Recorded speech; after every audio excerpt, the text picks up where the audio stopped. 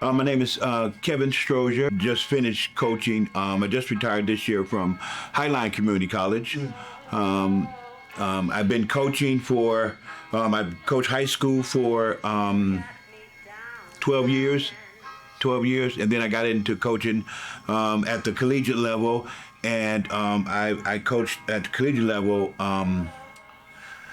Probably about 16 years, 17 years. This probably would have been my 17th year if I would have continued on. I coached at Tacoma Community College. I coached at Pierce Community College, and as well as Highline Community College. So I coached at all three of the community colleges in the Tacoma area. Basketball had given me so much. I thought the best way for me to give back was to get into coaching, and so. It's kind of my story. I'm originally from Michigan. I started coaching in Michigan, where I'm from. And then when I moved here in 1999, I started coaching high school basketball. Okay. And I've been at it since then. I also coached on the AAU side of basketball as well. So, and I've been coaching on the AAU side with Northwest Magic organization, and this is coming up on our 19th year coaching there too as well, one of the head coaches. Helping young people understand that, you have to work hard. You got to work hard at it. If you love it the way most kids say they love playing basketball, you got to put some work into it. You can't come in and just, I always say go through the motions. When you walk through the door, you got to be focused on what you're doing. I share with my players, from high school players, from coach high school to college. When you walk through the doors, nothing else really matters, but focus on what you got to do now. Now, after you're done in here, now whatever goes on out here, you can go back to that. And if it's something that that you have to focus on or you have to deal with, okay, now is the time to deal with it. It's hard to be a good basketball player if you're letting that stuff interfere with what you're doing when you come through the door for basketball. It's just hard. You can't focus. When you go into practice, you got to understand, and you got to be taught early to know that, yeah, man, the teammates, we're friends, but right now, our friendship is not what's important right now. Our friendship is going to stay intact if we understand that I can't come in and me and you can't be goofing around because we're friends. I saw you. We can't be playing. We gotta be focused. We gotta pay attention to what the coach is giving out instructions. When they see that, when they take their child to practice, and if they're sitting in practice and they're watching and their child is not focused, on the way home, explain it to them. The more you tell them, hey, listen, I know you out there having fun and you with your friends, but you want to get better. And the only way you got to get better, again, I say, is you got to stay focused. So I think it just starts from an early age when, from the parent side, they play a big part of that, of letting their child know that how important it is for them to stay focused when they get to practice. Be a parent to your child, I guess parent to the other players on the team too. Meaning, as a parent, I'm going to share things with my child after practice, but I'm never going to, I don't want to, I guess the word would be criticize or tell my child that Johnny's not doing something, or Ricky's not doing something.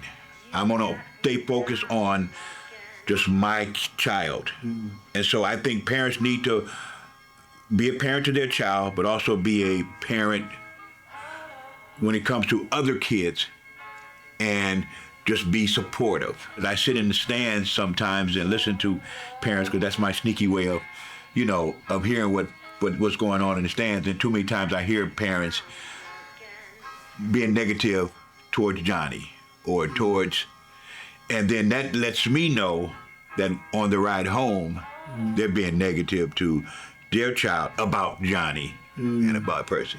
Now, me personally as a coach, I always just shared that, my door is always open. If you had an issue or problem in high school, you can come talk to me.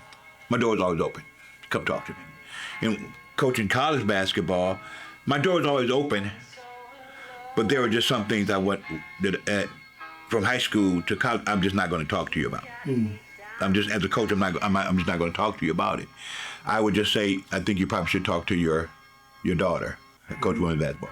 You should talk to your daughter. Your daughter can probably explain it to you. I consider myself a player's coach.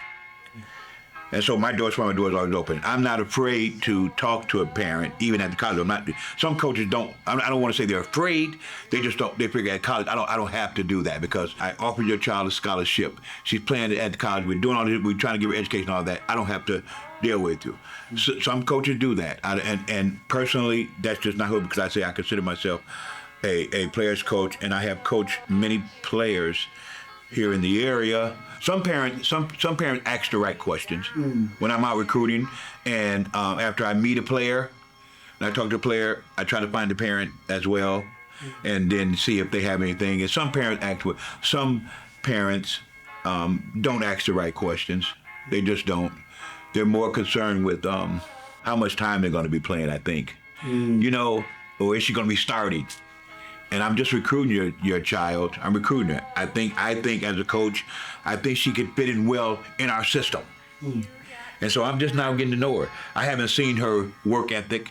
I haven't seen, is she going to be committed to going to class every day, because now she's not living with you. She's staying on campus.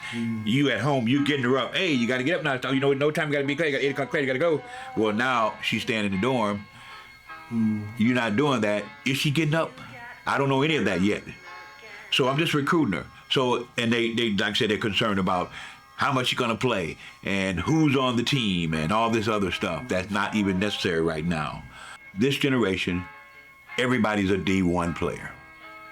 Every kid who plays basketball, I can assure you, their parents should talk to them about playing D1 basketball. That's the first wrong mistake they make. Coaches say there's a place for everybody, and they're absolutely right. There is. But as a parent, you have to realize that at a certain age, if your child is not getting recruited by D1 colleges, nothing wrong with my child not a D1 player. Nothing wrong with that. Because a D1 college is going to be on kids, recruiting kids at a very young age. This right now, a very young age.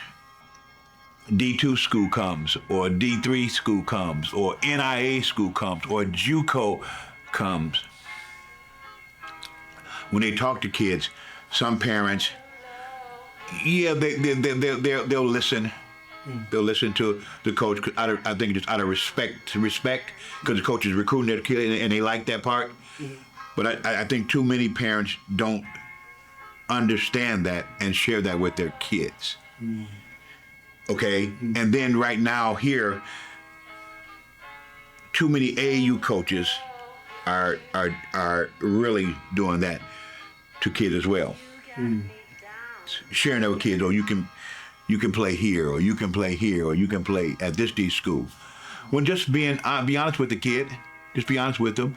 Because there's nothing wrong with if as a coach, we're telling the kids that there's a place for everybody, then be honest with the kid and say, right now, that's not where you should have your focus at. And it's okay that this school, D2, looking at you. It's okay that a D3 school, it's okay that a 2-year school or JUCO is looking at you. It's okay. Because the bigger picture in this whole thing is you want to get your education. That's the biggest picture. Student, it's a student athlete, not athlete student, student athlete. And so the big picture is you want to get your education. Basketball is just something that you do extra to have fun while you're getting your education, because we all know who went to college and or did some other things when pertaining to your profession. You got to have that.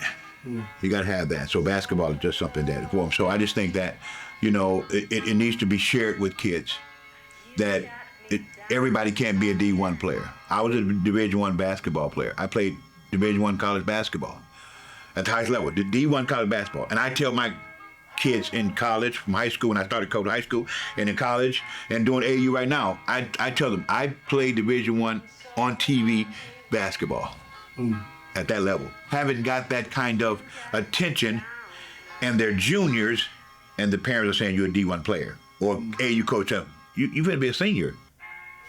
You're not D1. If you're a D1 player, you got that in the 10th grade because you played ninth year in high school. Now it's like, oh, boom, oh, this kid here is this or whatever, and now they're looking at you. So it's got to be done early. So everybody's not a Division I college basketball player. A young lady by the name of Alex Montgomery, who played in WNBA, played here in town, played at Lincoln High School. I coached Alex, and Alex was a very good, excellent basketball player. And so I would say to them, and I would use their example, if you want to be a Division I college basketball player, this is what Alex did. Every day she came in here, she worked her butt off. Every summer, she worked on her game and got better. And when it was time to go to college, she picked the right college and then moved on and went on further. So it started with her coming in every day and just working her butt off. Also in the classroom. She worked her butt off in the classroom. She knew that basketball was something that she wanted to do, and she wanted to do it at the next level. So she put the work in. And so I would just tell any kid that if you're serious about playing basketball, you got to put the work in. Got to put the work in. If you don't put the work in, you'll just be a wreck player. And I hate to say it like that, but I'm true.